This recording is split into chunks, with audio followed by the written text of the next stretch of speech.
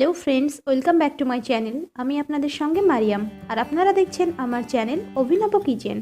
আজ আমি আপনাদের সঙ্গে শেয়ার করব খুবই মজাদার একটি রেসিপি, ফুলকপির ডালনা। তো চলুন দেখে নিই আজকের রেসিপিটি।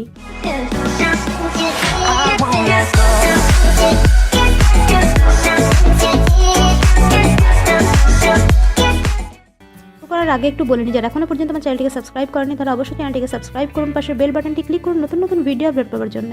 এখানে আমি একটা মিডিয়াম সাইজের ফুলকপি কেটে নিয়েছি হাফ কাপ মটরশুঁটি, 4টে কাঁচা লঙ্কা, একটা মিডিয়াম সাইজের পেঁয়াজ, চামচ আদা রসুনের পেস্ট, আর নিয়েছি এলাচ, লবঙ্গ, দারচিনি, আর নিয়েছি হাফ চামচ হলুদ গুঁড়ো, হাফ চামচ লঙ্কা গুঁড়ো, হাফ চামচ জিরে গুঁড়ো আর লবণ।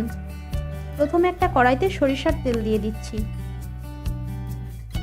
তেলটা গরম হয়ে গেছে, স্লাইস করে কেটে রাখা পেঁয়াজগুলো দিয়ে দিচ্ছি।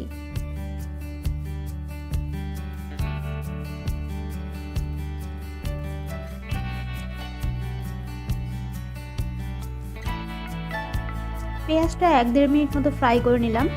এবার এর মধ্যে দিচ্ছি আদা রসুনের পেস্ট,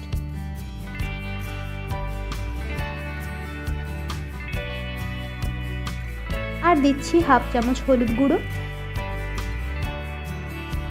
হাফ চামচ লঙ্কা গুঁড়ো, হাফ চামচ জিরে গুঁড়ো, স্বাদ মতো লবণ।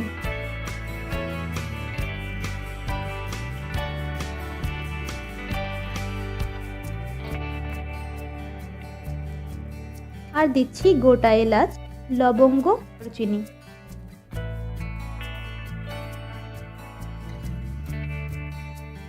মশলাগুলো কষিয়ে নিলাম। এবার ফুলকপিগুলো দিয়ে দিচ্ছি। কপিগুলো কন্টিনিউ 2-3 মিনিট ধরে নাড়তে হবে, যাতে মশলার সঙ্গে কপিটা ভালো করে মিক্স আপ হয়।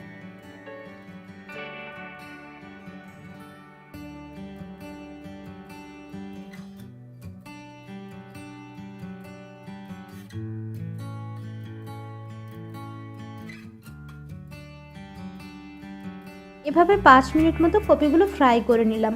এবার মটরশুঁটিগুলো দিয়ে দিচ্ছি।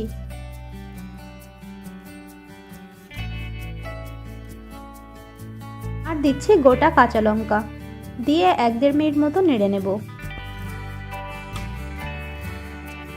এবার এর মধ্যে 2.5 কাপ পানি দিয়ে দিচ্ছি।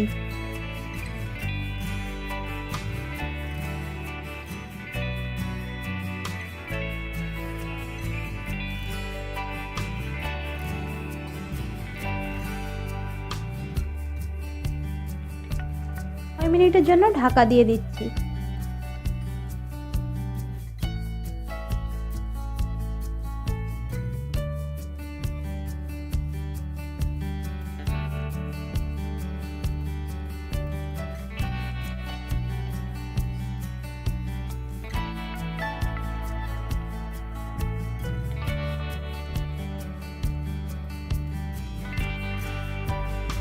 হয়ে গেছে, এবার নামিয়ে নিচ্ছি।